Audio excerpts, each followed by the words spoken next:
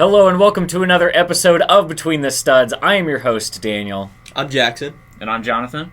And today we're going to be talking about the best and worst LEGO Star Wars UCS sets of all time.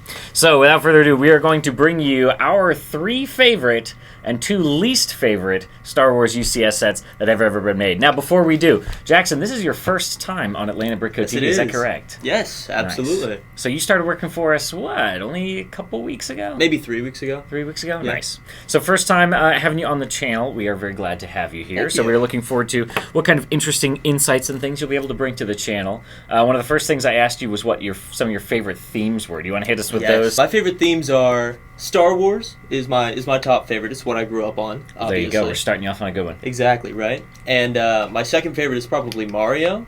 I love all the adult Mario sets, kind of like these UCS ones. Mm-hmm. And I think the play sets are cool too. I don't necessarily collect them, but I think they're cool. Absolutely. And then my third favorite is probably a tie between DC, what I grew up on, versus Minecraft, which I think is a fantastic new series they put out. These are all themes we've not really had a lot of coverage on for Between the Studs, so maybe we'll finally get to do a Mario video. DC doesn't get a lot of love, so I'd look forward to picking your brain about that. I've always been a bigger DC and Batman fan in particular, and then, Minecraft we've done a little bit, but we can definitely come up with some good video ideas for those, so let us know what you'd like to see. But let's go ahead and kick it off. We will do as we usually do, round robin style. So Jackson, if you want to get us started, what is your first favorite UCS set? Sure. My favorite is the second edition Death Star set. Okay, all right. I think this it's is 2016. Yeah, 2016. Yeah. I think it's just a great build. It's very round, which I like. It's very big. Round is one of the best things you can expect from a Death Star. Controversial opinion, right, I know. Exactly. And it comes with 27 minifigures, which is an insane amount. And also Mouse Droid, he just has a special spot in my heart. Mouse Droid is just so great. Gotta love him. Whether he should be classified as a minifigure or not. Right, but I think he's very spherical cute. Specifically for this for this Death Star, not even just round. That's we're recording this on the day that the new Death Star was officially revealed, despite having been leaked in weeks prior. I like it. I think it looks good. It's different, but I think it looks good. The gift with purchase. That is awful. We did just see that brand new today. That had not leaked before. That's that's tough. We're going to have a video coming out in the not too distant future also where we'll have Ian coming in to talk about basically all of the different TIE fighters there have been. And we're definitely going to have to pick that apart some more. But this is an excellent pick. I bought the original 2008 version back when that came out. So I've never actually bought this one specifically. I'm a little more partial to the figures that didn't have the pupils that were from that original version. Fair. Yeah. But it's like a near identical release just with a couple technical updates and upgrades and things that just refine this design a little bit more. I think this is an excellent first pick. I think we would all agree with you on this one. All right, I will go next with my first best one. I'm going to do the Imperial Shuttle set 10212. Yeah. This is one that is just widely renowned as one of the best UCS sets that I hear about of all time. It's a very clean, very studless design. I mean, it's all white, so you can't really go wrong with any coloration. The shaping of it is fantastic. It's very sturdy, the way that you can pick it up. So I don't really see any drawbacks to this set. I mean, it's been a while since I've watched a set review of this one. I don't have many of these personally, but I mean, just in looking at them, there's hard to find anything wrong. Yeah, it does look very great. I'm a big fan of it. I think it looks cool. I like how it's posable. I think that's fun. Yeah. And I think it looks really good on display as well. Yeah. There aren't a ton out of UCS sets. A lot of the ones that are larger scale ships, not a lot of them are the ships that have a large moving function that. Yeah. A lot of them are static displays more or less. So this is one of the few large scale UCS ships that actually has a primary play function like that that's integrated, that you can display it either way too. They have that nice stand so that you can actually get it up high enough to display it with those wings down as well. So I think that's another reason that it knocks it out of the park, because LEGO's just not typically doing play features at that scale. Yeah, that's really awesome to see. It's also those brick built wings. Yeah, that's something we didn't have on the UCS TIE Fighter, did we? Oh gosh, I don't. I think it was plated. First regular Maybe? UCS TIE Fighter. Yes. I believe I think it was plated. Yeah, that's something that's always been missing is the sand blue and the brick built wings. God, That's I my want sand blue TIE Fighters so bad. biggest thing for TIE Fighters is I think if we get sand blue and brick built wings, we will be at the peak of Lego Star Wars. Yeah, brick built wings because they integrate with a lot of those like Technic lift arms and stuff that kind of pin it all together, and that's what makes them so sturdy, even for being so thin at that size. Yeah. So Johnny, what do you got for us next? So I'm going to start with the Razor Crest from 2022, set 75331. Mm-hmm. Personally, I love the Mandalorian show. That's like that's what got me into Star Wars. Which it's Disney, so controversial, but that is one of the biggest things that got me into Star Wars and specifically Lego Star Wars. Mandalorian probably is one of the least controversial like Disney. I know most people liked it, like Book of Boba Fett or Ahsoka. But saying like better than the movies, right, a little controversial. It is still on the shelves, but I think it's going to retire pretty soon. I'm not sure. Interesting with the upcoming movie. I would think maybe they would try and drag it out a little bit longer. Well, there is a rumor we're getting another playscale set. That would also be nice. Okay. Yeah. So if it's more accurate than the original one, yeah, I'm down. I will buy it. Maybe now's the time to get the UCS one though, if it hasn't retired yet, because that could go up once that movie comes out again. If the Razor Crest somehow comes back. It's definitely one of the bigger ones, so I feel like it probably will. Yeah. I'm surprised they made this one, honestly, as a UCS set. I mean, they did it after it had already, spoiler alert, gotten blown up in the show. Yeah. It was really only in, the first season and then a couple episodes of the second season before it got destroyed? No, it was in almost the full second season. Full second season? Yeah, I need to rewatch that. But this is, kind of correct me if I'm wrong, is this one of the only UCS sets not based on something that appears in a movie? Because even the Venator, I would assume, appears in... The Venator is based off Clone Wars, though. It's based off the Clone Wars. Because of the red bridge and the extra detailing on the plated area. Even so, Clone Wars obviously has a much broader scope. I think Clone Wars, they can pass for making a Clone Wars UCS. Yeah. But this is arguably maybe the most niche just by screen time or popularity of number of viewers in the box office. Until we get movies versus TV shows. Yeah, Ghost. Yeah, Ghost would be more niche, I think. Maybe even than the Razor Crest. We'll see. That'd be cool. We shall see. But an excellent first pick. All right, so now we are going to talk about the worst as we alternate. So back over to you, Jackson. What is going to be your first worst Lego Star Wars UCS set? I think my least favorite, what I think looks the worst, is set 7194-1. The Yoda set. Controversy. I get it that a lot of people like it, man. I just think he looks creepy. It doesn't feel like Yoda to me. That's fair. The era of brick built sculptures is come and gone. Yeah, that's fair. I think if they they redid it eventually. That's true. It looks pretty good. Yeah, I think it looks better. It's definitely. All right. Personally, I like the Darth Maul bust because that one is just. That one looks cool. It's so accurate, even with the bricks, and it has all those special parts that they put into it. That add so much. But this one definitely is a little bit. It looks less weird. exciting. He has creepy little fingers that are not the same color as the rest of his skin. Yoda's creepy little fingers. I just think exactly. I just think it's weird. He's got his little pan flute thing around his neck or whatever that's supposed to be. It is the original. It's based off the original trilogy, right? I would assume. Yeah, I believe so. The second edition was based off a third movie. I thought it was based off the Clone Wars. Yeah, because he's got the white hair. Yeah, and right. Yeah, it's based off prequels era. Or that prequels area, Clone Wars. Yeah, something like that. I think that one's even creepier. Really? Yeah, that's a fair point. I mean, it's not the brick building of the overall sculpture is obviously better because it's not just straight up stacked basic bricks. Yeah. But I think the face on that one is really uncanny with the dishes for the eyes. He looks like he's got these weird bug eyes. I mean, I think they improved that when they did the Grogu. Yeah, for sure. Printed. Oh, 100%. But when I looked into the eyes of this original Yoda set, they're just little tiny pinpoints. And I just it's creepy. It is. That's all I gotta say about it. No, I'll give you that for sure. All right, let's see. Next up. All right, for my first worst UCS set, I know this one's going to be controversial as well. I'm going to do set 10186 General Grievous.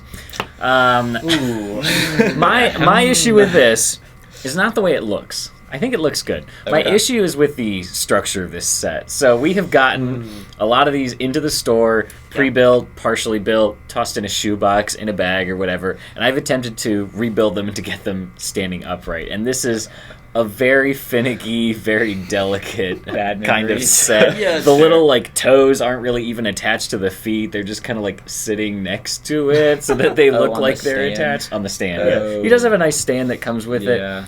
It just really doesn't fit with any other UCS sets. It's like not the right scale, not the right style of building. I mean, obviously, again, you've got the other brick-built characters and busts and things, but the like style of the plaque, again, it looks very cool. It just doesn't really fit with anything else. It's like not the same size or art style of plaque as any of the rest of them. So it's just one of my least favorite in the fact that it doesn't really fit in with the rest, and there's some fragility and structural issues for me. But I want to know how you guys feel about this one. Was it supposed to be part of a UCS lineup, or was it just supposed to be a standalone? Because that it definitely is different. Like if you put it beside, say, the Yoda, it's going to be way different in scale because so narrow. I didn't mention Jackson when you were talking about the Yoda sculpture, and we were also talking about the Darth Maul bust. There was a picture from the Lego design offices from like 2009 to 2010, that kind of time period, that has a shelf with a number of, we'll get this picture in here so y'all can see it, a number of basically prototype or mocked up kind of sketch models for sets. And this is what the Lego designers would do in their free time. They would just kind of draft something up before they'd even decided if that was like the type of model they wanted to make. This is where we got like the Yavin 4 Rebel base that was never made. This is where we got the first like UTAT, which we've still never gotten. I think there was one of those in there. There was like a giant UCS, like the medical droid from like the Darth Vader's transformation. Really kind of unusual choices. But one of the most infamous in this picture is the UCS Watto bust. Out of all, like, no sand blue, just like a straight like blue and tan and old brown. So good. So again, there were potentially like other plans for other ones, but I can't remember in that picture if there's anything like this Grievous, like in that same kind of scale, if that was supposed to be a line, and maybe the Grievous just flopped, and so they never did more. Because it's not a bust, right? It's like a full. It's a full guy. It's a full guy on a stand. So he's very like skeletal, and he's got like lots of Technic parts in him. So he looks really cool. Like it's again visually, I don't have as much of a problem with it as I do structurally. That makes sense. But that's my take on that. So Johnny, what do you got next for us on the worst end of things? Worst. Okay, so I'm gonna start out with the 2003 Rebel Snowspeeders. This is the first edition. They ended up doing a second edition, which looks pretty good. I mean, it's pretty accurate. Not my favorite chip, but this one retailed for $130, which is a pretty good. I mean, that's a pretty good price for a UCS set. I don't like it. I just don't like it. I mean, I get it's 2003, but we were actually talking earlier, and if you look at TIE Interceptor, the UCS TIE Interceptor, that one, the blue color scheme is debatable, but as a build, it's pretty accurate to what we had seen at that point. This one it's just bad. There's just so many studs that it hurts. Comparison is always the thief of joy. So any of these UCS sets that have been re-released multiple times, the earliest versions are always going to be ripe for criticism. That is true. However, I would speculate that probably the Snowspeeder would be the most likely candidate to be the next set to receive a third version. Because right now, the only thing that we've ever gotten 3 times is the X-Wing. I'm not counting like the Death Star because again that was like 2 that were identical and then this was the smaller completely different. So I would say honestly probably the UCS Snowspeeders would be my guess for what I think we could see the next third version of the same UCS set. I could see it happening. Do you guys have any other things that you think might sneak into that spot? I don't know what else has even been made twice. What else have we even received ties? I mean, TIE Interceptor, but the other one of those only came out within the last couple of years. The Death Star, but it was practically the same set. Right. True. Did we get 2 Y-Wings, or was it only the one? Yeah, we got 2 Y-Wings. There's 2 Y-Wings. The last Y-Wing was 2018. Star Destroyers. The last Snowspeeder, though, was 2017, the year just before. So, Millennium Falcon, 2 versions. So I don't think they could make a third if they wanted to. Unless they made it even bigger with more parts or significantly smaller. It's been out since 2017. It has to retire eventually. And then they're going to want to almost immediately replace it with another one. They want to keep that on shelves constantly. There's just so many Millennium Falcon sets. There are. You know? There are. All right, let's go back over to you, Jackson. What do we want to do next for your next best set? We'll get back on the good side of things here. My next best set is probably the TIE Interceptor, set 75382-1. It's just a awesome looking TIE fighter. Yeah. It looks so cool. I love the spikes on the end. It looks so cool. I was comparing it to the Darth Vader's TIE Bomber, right? And I liked it so much more. I think the shape is much cooler, and it's got like almost 2,000 parts. It only comes with 2 minifigures, but one of those minifigures is that mouse droid that I was talking about a minute ago. And so that they classified that as a minifigure for that one too. Hold on, we got to spot check. They did go for it. It looks so cool. I think it would look great on display. I'm such a big fan of all the Imperial Sith type builds. I just think they look really cool. I think they look awesome. God, they did classify it as a minifigure. That's so sad. It's one of the best minifigures out there. Yeah. Because a lot of these UCS sets, I mean, if they're not like just a Master Builder series set that they've slapped the UCS label on, they're typically coming with about 2 minifigs these days. Not a lot. Yeah, I mean, a lot of them will get that stand, and it'll just be like 1 on each end. Yeah, you know, so.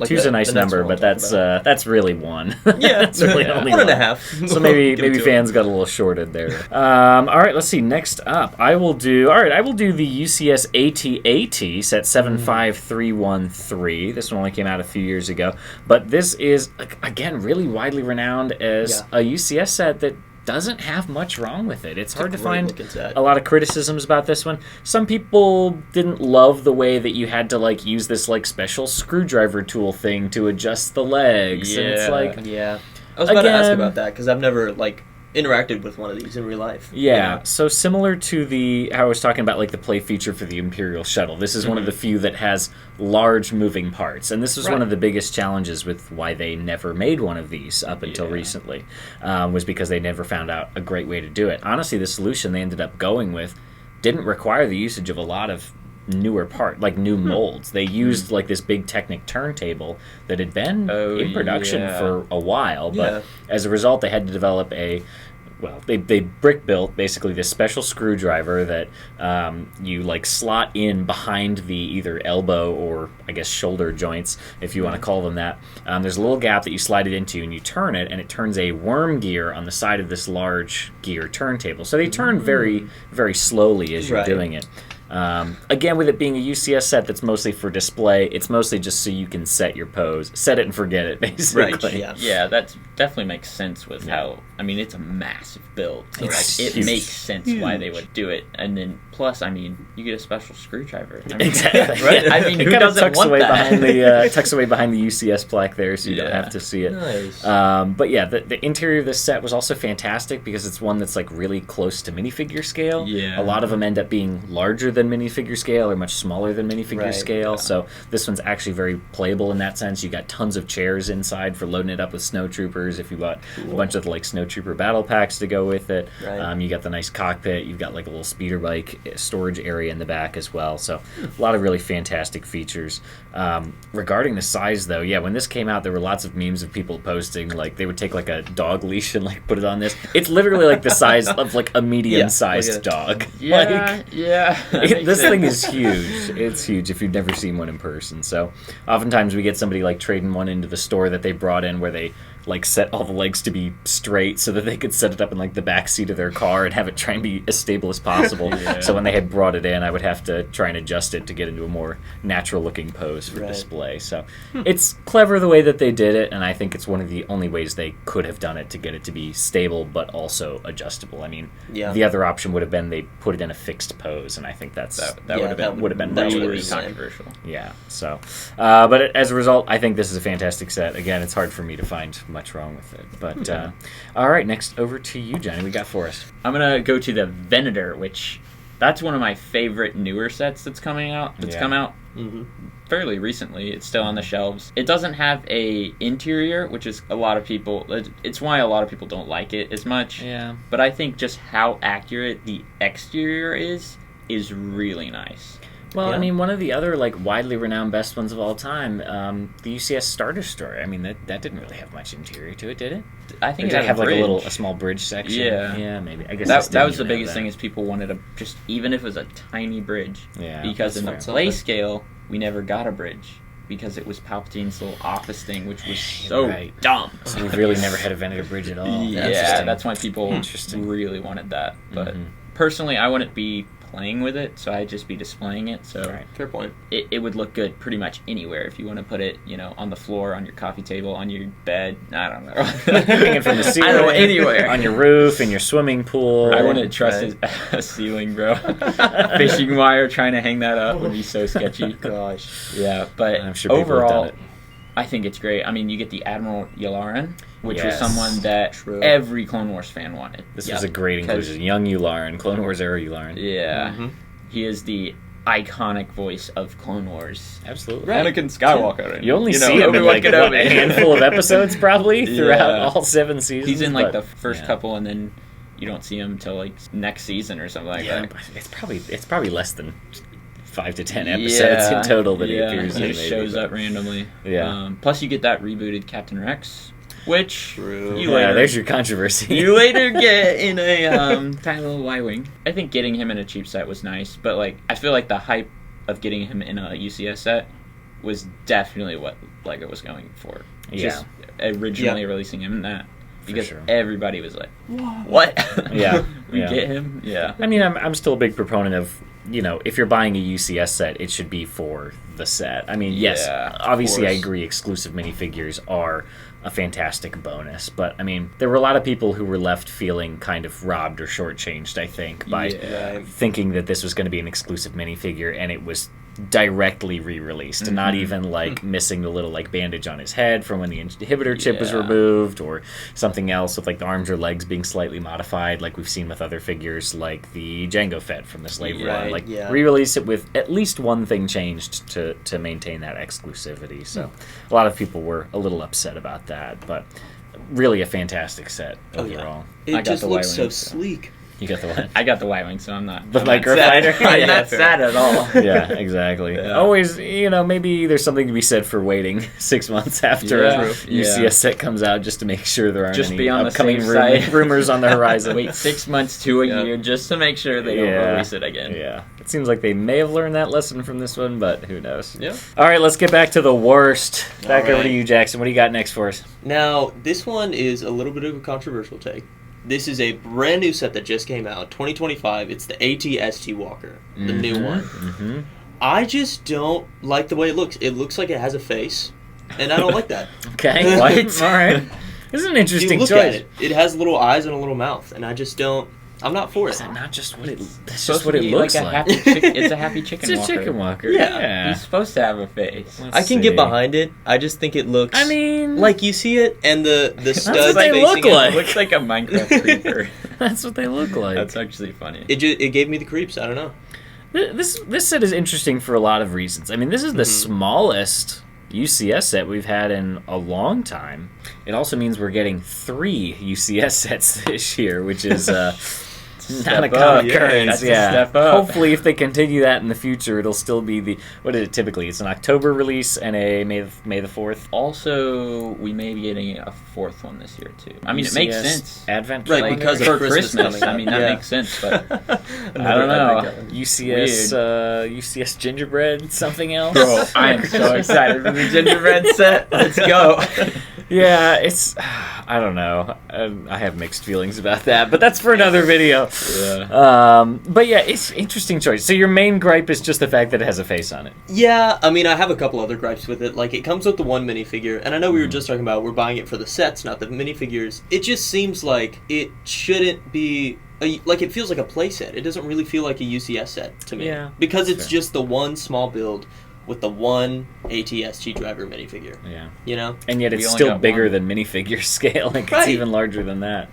But, I mean, it's cool. It's UCS is what it should be. They should typically be vehicles and ships, and it should be the largest and best version of that vehicle or ship you would ever want to have. Like, there's no reason to make an AT-ST any larger than this, even though it already is larger than minifigure scale. So that's true. I think in that sense it succeeds. So I'm inclined to disagree with you a little bit on this one, but I think it's a great remake of the previous version of this set. I think the original one is pretty bad. Yeah. I'll be honest, I looked at the original one. I mean, that's just going to be for every old set for me. It's just too many sets. The design language has changed a lot since then. That's for sure. I mean, I've been around longer than both of you, I assume, to see that kind of progression, and so I'm just used to seeing it when they usually had those studs. But I really like the direction of like mixed tiles and studs. I think that's a great look that Lego's going for. Yeah. All right, let's see. Let's go ahead and move on to my final worst pick. I'm going to talk about the original TIE Interceptor. We already talked about the remake of the TIE Interceptor. I'm going to talk about the original one. This is one of the only sets, the only UCS sets that they made still using the black and bright blue color scheme for all TIE fighters. They never made an original UCS regular TIE fighter or UCS Darth Vader's TIE Advanced while it was still in the blue color scheme. By the time they got to that one, it was still very primitive, but they had at least moved away from the blue. I like black and gray TIE fighters are fine. I would love sand blue TIE fighters. Black and bright blue has always been a really tough pill for me to swallow. It doesn't work. It just it clashes. It just doesn't look like a TIE fighter anymore at that point. It doesn't work for me. So I don't know what. It's not like they were basing this off of like concept art or imagery like you see with like early Harry Potter sets. You think so? Yeah, it was. Star Wars had been out for decades. It was Legend and the lighting of the original ones. Because remember they reamped the original, like they redid the original movies. When they like I remastered think the original it or whatever. quality was hard to tell what color they blue. were. Because I mean they look sand blue in what we have today.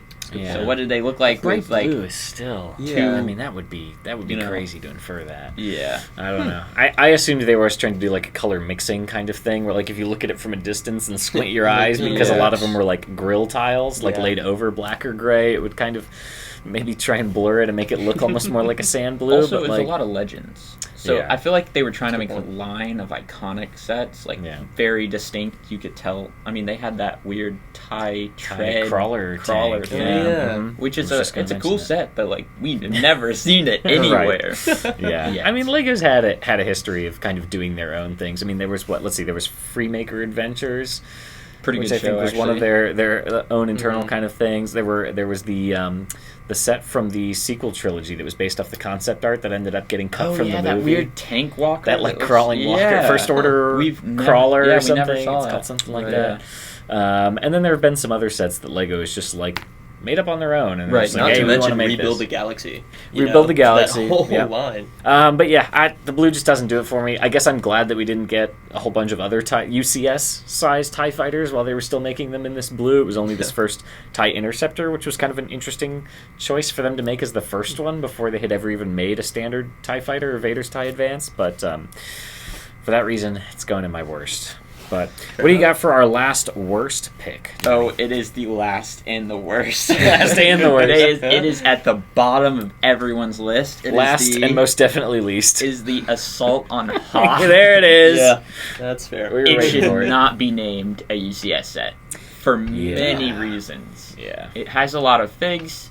Okay, but it's literally just a set of side builds. It's a bunch of junk. It's a big pile of stuff. It's a bunch of junk. It's a UCS set to put with your UCS set. Like, the AT-AT, I mean, it's just supposed to go with the AT-AT, I feel like. This should have just been split up as, like, 2 larger, like, play sets and, like, 2 battle packs. Like, this should have been, if you had combined, like, 4 different sets, this is what you would have resulted in. Not one giant set. UCS set.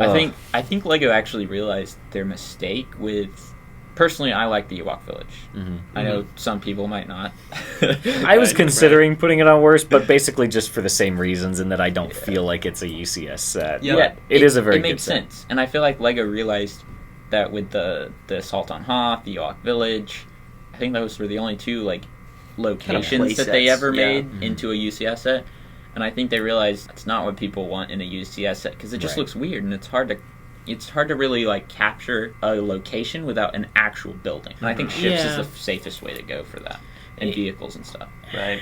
It's not just about like vehicles versus locations, because we get other ones like the Death Star where it's like this kind of a gray area. Like it's a self-contained thing. It is a battle station technically, but that one was like open sides, and it was like it was very minifigure and like play focused as opposed to display focused. So there's a lot of gray area there, but I think it was around this time that LEGO really started realizing that the fans were like actually caring about like the nomenclature and the labeling and the designation of which is UCS and which is Master Builder Series, which is the other side of this coin. So I think this was one of those notable turning points for sure.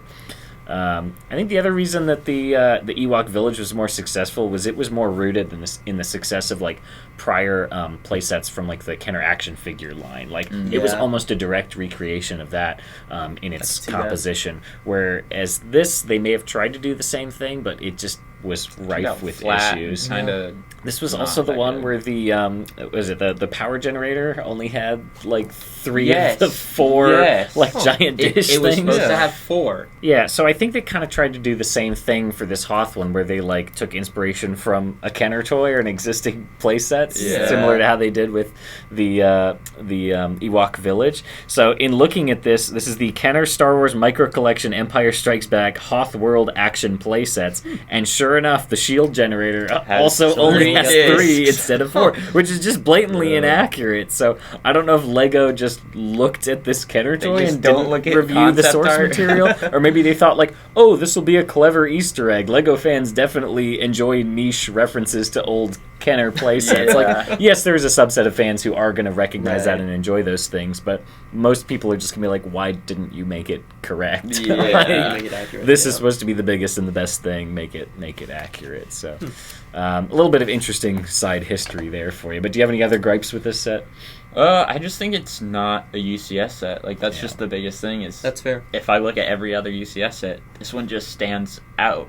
Even more than the Ewok Village. So here's an interesting thought for you. If they had branded this as a Master Builder Series set, would it still have ranked among the worst Master Builder Series sets, or would that have eliminated most of the controversy from this set? I think it would have made a little bit more sense than putting it in UCS. True. Personally, I just still don't like sets that are just a bunch of stuff, because they're hard to display, hard to relocate. Like, if you can't pick it all up and move it, you know, in 1 or 2 or 3 chunks, like if it's just a bunch of discrete stuff. I mean, I'm gonna go off on a little bit of an unrelated note here, but like the recent Bricklink Designer Program set that was the Siege Encampment, it's kind of just like a lot of little that's a weird one in that way, and it's like that's probably cool. Again, if it's for display, like you can set it up pretty much the way that you want all at once and just leave it on display and leave it alone. But I don't like sets that don't have a good connective tissue. I know what you mean. Yeah, of course. So. Like those Mario the playsets.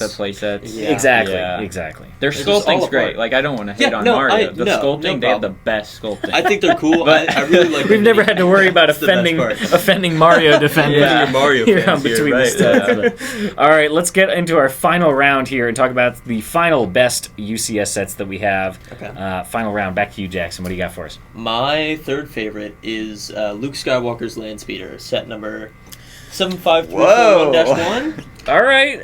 It's 1,800 parts. It's not that many. It's pretty small, but I think it looks really cool. It comes with the 2 minifigures, Luke and C-3PO. And it's just kind of more nostalgic for me than anything. Yeah. My first ever LEGO set was, I think it was the 2nd edition of the Land Speeder that had come out. Not the was that not the sand blue one. And sand red one? I don't think so. One? It's not old. It came out like 2000. Because there was the 1999 one, which was just like tan and red. Yes. Let me check out the catalog of 5,000 Land Speeders. Let me scroll through that. Oh my gosh. No. But I think it looks really cool. I think it looks pretty accurate to the movie, if I'm being honest. Yeah. And I don't know. I just like it. I think it looks cool. I think it's a cool looking vehicle, like in general, not even just like as a set. I just think the Land Speeder looks cool, and I like it a lot. Yeah, I think this is one that was probably overdue. I mean, we always joke about how many Land Speeders have been made, but the fact that they had never done a UCS one before, I think it made sense that they did it eventually. I don't expect we'll ever see it again, though. No, definitely not. This is also probably one of the ones that's the most the furthest from minifigure scale. I mean, the seats are enormous in this thing. Yeah, because it's a very small vehicle that they made very large for this set. So I mean, the other ones that would come to mind would be like the ATST that we already talked about, or what else is pretty fun? The gunship also has like some pretty big seats in it. But I mean, this I think is probably the most out of minifig scale I would have to imagine. But yeah, the coloration on this is fantastic. We got a lot of great nougat colored parts, which I think was a great usage for this one. So I'll give this one to you. I think it's a well done set. As I think most people's gripe is just the subject matter, because we get so many land speeders. This is our like 18th land speeder. You know? Yeah, I think it's like very accurate. Oh yeah, like gunship level accurate. Yeah. Because they had so much, because it's so small and they could only fit so much detail on the real, like the actual model, right, in the movies. This one, they were able to really use all the pieces they could to make it look really accurate. Like that engine with the little damage and the pipes running through it looks so good. Personally, I'm not a big fan of like the overdone sets, but like as a set, I think it's as good as they, it's as good as it's yeah, exactly. I get you. With just how they're scaling, like how they did the scaling. Yeah.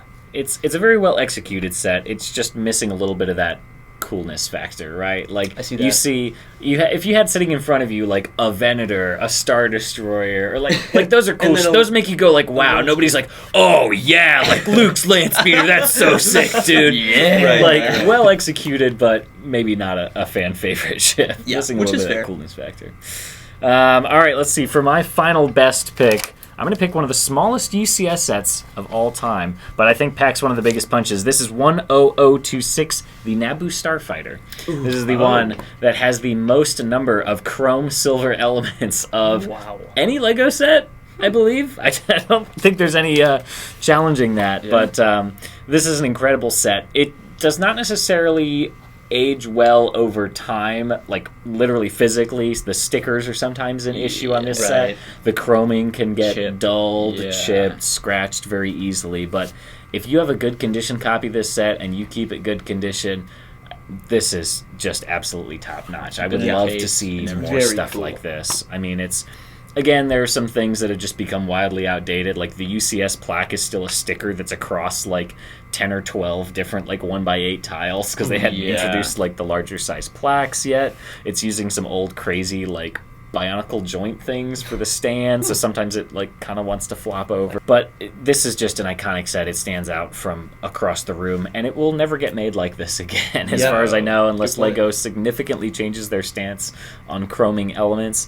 I don't think we'll ever see anything close to this again. But it was very unique for its time, again, both in the size and the price point for it. I believe this retailed for like $40 when it came out. Yeah. In gosh, what was it, like 2003? Where's the time machine when you need it? I know. Unbelievable. But yeah, very small, very cheap set. It's really not that much bigger than some of the play scale ones, but again, they said, hey, let's give them the best version of this set that anybody would probably ever want for or ask for. Like, it didn't really need to be humongous for that ship. They just took it a step further and gave us something that they wouldn't have given us in a play set in the form of all those chrome elements. So for that reason, it is one of my favorite. I do have a copy. If you're looking to get one of these, honestly, my best recommendation is to get one in like a used condition, and then over time, like somebody who buys a vintage car, like maybe slowly replace the parts, those chrome pieces parts. like one at a time, so that you kind of spread your budget out rather than blowing $1 billion. I think it's like $1,000 to buy a new sealed copy of one of these nowadays, which is a wild increase based on that original retail price. So, but for that reason, it is still one of my favorites, despite the fact that it does not necessarily wear well over time. All right, over to you, Donnie. What is our final pick for Okay, I'm going to round it out with possibly one of the greatest LEGO Star Wars sets of all time. Not my personal favorite, but I think as like a whole, it's the UCS 2nd Edition Millennium Falcon. Oh. Yeah. Right. So I think it's the most... If someone saw LEGO Star Wars, they would probably think of the UCS Millennium Falcon. Or a Millennium Falcon. So like... That's definitely one of the most iconic Star Wars ships ever. Yeah. I think that's safe to say. Yeah. So just the UCS version, I don't think there's really anything wrong with it. Yeah. I think how they did the hallway interior was really clever, trying to work in the the structure of it, like with all those Technic parts and everything. Oh, yeah. But then also having those panels that makes it look semi-accurate.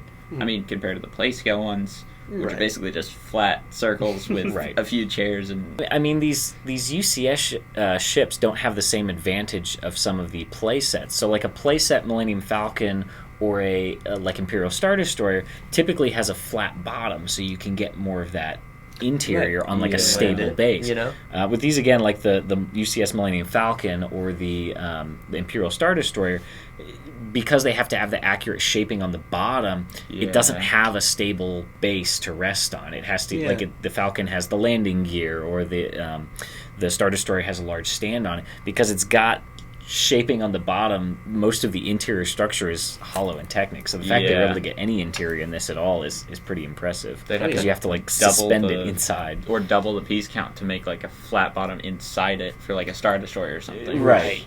That's just gonna make it more expensive. More and expensive, at that more point, parts. I think it's a top quality set. Like yeah. minifigures that you get with it, I think it's from both the original and sequels. So it's got like Rey and Finn, if you're into those guys.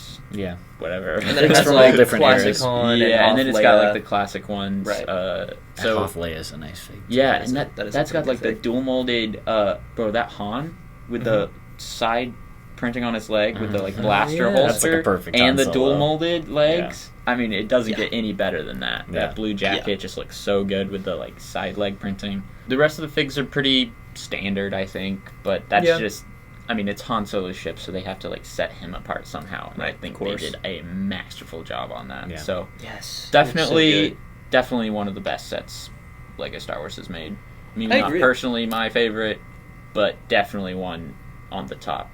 Well, and you mentioned like when Lego fans think of like StarArs sets, this is what they think of. I think when you ask anyone about like a Lego Star Wars set, this set has permeated like the cultural zeitgeist in a way that no other set probably ever has. Like, you can find like memes or TikToks in your feed from people who are not like Lego accounts talking about the Lego UCS Millennium Falcon. It's like, oh, my boyfriend just bought the Lego UCS Millennium Falcon. It'll be like some girl or something, or like 500,000 likes, and my girlfriend said she would buy me this, Millennium Falcon or whatever. And you see them at the Lego store, like walking out with it. So it's like this has reached a level of just awareness in the entire global community, not just the Lego community, that I think is really iconic as one of the best Lego sets of all time. And so that's a really powerful thing to say. We've also had the here at Atlanta Brick Co, we had the guy set the world record for the fastest time building the UCS Millennium Falcon. I don't know if he still holds that record. I imagine somebody's probably beat him to it by now, but like the fact that even is a world record, that's something. Kind of speaking to it. There probably aren't, like, I don't think there's a world record for the fastest time to build any other Lego set, probably besides this one, maybe a couple of others. But again, it just all speaks to the way that this has been embraced by the culture at large. But I think that's a fantastic pick. So those are our best and worst picks. Please let us know down in the comments which ones you think we missed. I'm sure there's going to be some hot takes down there about omissions from both the best and the worst. Maybe you don't like our picks for worst. Maybe you can't believe we didn't pick the Jabba's sail barge for one of our best sets, or the Jango Fett's slave one. Right. Maybe you're really mad that we talked about the Yoda or the Darth Maul bust for some of the worst. But let us know down in the comments. Please leave a like on this video. Thank you all for joining us for this episode of Between the Studs. Thank you to Johnny and Jackson for joining me as well. And we will see you next time. Take care. Bye-bye, everybody.